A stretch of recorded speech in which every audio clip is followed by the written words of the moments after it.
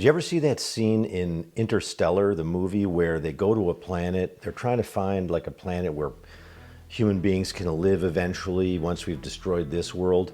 And they're checking out this planet, and it's kind of this water world. And they're only on the surface for a few minutes, but essentially because they're close to a black hole, the gravitational pull changes time itself. So that back at Earth, the astronauts are basically aging not just in minutes, weeks, months, but in years. In fact, one of the astronauts who stays back on the ship and doesn't go down to the planet is also aging much faster than sort of the main characters down on the planet. This kind of stuff always gives me like a vague terror about time. Like if you've ever read H.G. Wells, The Time Machine, of course he goes into the future and he sees these creatures that are the descendants of human beings. The Eloi, I think, is one of them, and the Morlocks, I think. And so that's cool because it's like, okay, this is like a million years in the future when human beings have sort of split into these different kinds of creatures, subspecies. But then he gets in the time machine and goes forward accidentally, like when he's trying to get away, and he goes like millions of years into the future, and there's just no human beings, just some strange monstrous crab creature coming at him on the beach. This is the great thing about science fiction, is it allows you to actually meditate on the horror of time itself, which is what we're going to do today on Professor Asma's Guide to Unusual Knowledge, otherwise known by its acronym PAGTUC. I'm going to start calling it PAGTUC because that is just a great word. So today on PAGTUC, we're going to look at the mysteries of time. Aristotle, Kant, Einstein, cultural relativism of time. It's all packaged together today in a huggable form. So welcome. A lot of our common sense understanding of time comes to us from Aristotle, which is true about most things that we call common sense. They weren't common sense when he said them, but they've kind of shaped the Western mind. And he thought of time as just the measure of change. In his book, The Physics, which are really just notes from his lectures, but in the Physics, particularly book 4, The Physics, he lays down the classic line, which is, quote, "For that is what time is, a number of change in respect of the before and after," end quote. Now that's not exactly that deep, but he's got a great point. He's saying, look, time isn't motion itself, but it's the measure of motion. It's our way of numbering the before and the after in sort of the natural world where change is basically ubiquitous. If literally nothing changed, then there'd be nothing to count and therefore no time for us to talk about. Think of reality as like a sort of like a game, and change is the play and time is sort of the scoreboard of the game. So if there's no play, then there's no score. And that's pretty much how we thought about time for a long time after Aristotle. Now, when you get to the modern mind, you get a very different view of time. And perhaps the most clear, not exactly clear expression, but perhaps the most influential expression was philosopher Immanuel Kant, who said, time looks like it's out there in the world, but it's really not. It's inside our minds. Now, what does this mean? According to Kant, some of the stuff that we have that we call knowledge is coming through the senses and through experience, and we call that a posteriori, which is a Latin word which means after. And what is it after? It's after experience. So we have knowledge of how clouds produce rain because we've experienced clouds and we've built the science around that. And so after that experience, we have basically conceptual, empirical, logical, theoretical knowledge. But some knowledge comes before experience, and that he calls a priori because it's before experience. A priori knowledge is the kind of stuff you find in mathematics and in sort of the basic rules of classical logic. And another aspect of this is that there seems to be some kind of form of experience itself before you ever have any perceptions. And in order for you to have a perception of change, you must have some kind of conceptual apparatus of time inside your mind as you experience the world. So in the 1780s, Kant writes a very influential book called The Critique of Pure Reason. And in that book, particularly the Transcendental Aesthetic, there's a whole section on time. He argues time isn't learned from experience, it's the framework that makes all experience possible. To quote Kant, time is not an empirical conception, for neither coexistence nor succession would be perceived by us if the representation of time did not exist as a foundation a priori. End quote. For Kant, time is not a feature of things. They don't possess the attribute of time out there in nature. It's more like, think about these glasses. Kant thinks that your mind comes with glasses, conceptual glasses, already sort of pre-wired into its ability or its cognition. And the glasses for human beings include a lens for space, let's say, and a lens for time. So human beings can't help but see the world in terms of space and time because our minds are sort of hardwired to see the world in this way. Now that seems like a bizarre position to take, and yet he's kind of got a point here because you don't actually see time. You might see like an apple rotting and basically getting moldy, and that's the passage of time. You might see somebody racing, and you could count, the units in terms of seconds. And that's a kind of way of measuring motion again and applying time, but you're not seeing time itself. Time is something that is a condition of experience, but you can't find it like an object or even an attribute of an object within nature. So for that reason, Kant thought time is inside you and you're projecting it all around. Now, is there time out in nature that you can't detect? Are there things out in nature that you can't detect? Yeah, we don't even know what the thing in itself is really like because we are always conditioned by these mediating lenses of concepts and perceptual sort of frameworks like these glasses of space and time. So there is a world out there. We're not making it all up, but we can't get access to it independent of these mediating concepts and percepts. So to kind of sum it up, it's almost like for Kant, time is this built-in camera filter of the mind. It's not the footage that's being recorded. It's not that content. Okay, now let's take a look at Einstein, and I'm only going to spend a little bit of time on this because my little brain can't process it very well. So Einstein comes along and changes the whole framework for thinking about time. He says it's not like just a container in which motion happens, and it's not a universal objective thing of all human minds like Kant thought it was. It's something much weirder. There isn't one cosmic now. Divergent observers disagree about whether two distant events are simultaneous. So simultaneity is really relative to the motion, the speed at which you're moving. And this is why we have his theory of relativity. There's a special and a general theory.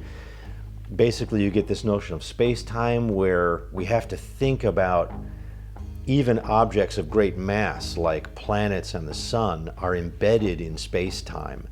And the speed at which we're moving changes our relationship to time, which is why that interstellar scene is so disturbing. In fact, it's funny, there's a kind of a famous quote that Einstein says in a 1955 letter. He says, quote, "The distinction between past, present, and future is only a stubbornly persistent illusion," end quote. And I find that really kind of a fun and disturbing line because we live by this illusion, but in the scheme of what's real, our sense of time is really kind of pathetic and relative. There's a famous example that Einstein has when he's working this out. He has this kind of thought experiment where he imagines himself sort of riding on a beam of light. So he imagined chasing a beam of light with a mirror held in front of him. And if he moved with the light at light speed, would he see his reflection even? That's a kind of an interesting point. Classically, yes, the image would hang there, but that would mean a sort of frozen electromagnetic wave contradicting Maxwell's equations. To resolve this, Einstein concluded the speed of light must be constant for all observers, no matter how fast you move. From that single assumption, then, he realized that time itself must stretch and contract to preserve that constant light speed. So if you're moving fast, your own clock ticks more slowly than the one back home. The faster you go, the slower you age. Time then is a kind of taffy. It's like stretchy, frame dependent, and your sense of now and my now is not going to be the same thing if we're moving differently. Now, let's just consider some of the work that's happened in the last, say, 70 years or so by anthropologists. And this stuff is really interesting too, because different cultures experience time differently, they conceptualize time differently, and their language expresses this and their behavior expresses it. So philosophy and physics kind of explain what time might be, but anthropology shows us how humans live time. So a couple of anthropologists, Rafael Nunez and Yves Sweetser, basically studied the Aymara peoples of the Andes. And what they found was something really interesting. Like when you and I think about the future, we usually think of the future as ahead of us, like in space. It's weird. There's an interesting philosopher, my former teacher, Mark Johnson, and he developed this theory about metaphors. And he said it's kind of because of the bodies we have and the way we're situated in space as we move forward. We move in this direction. So we tend to see the future as out there on the horizon.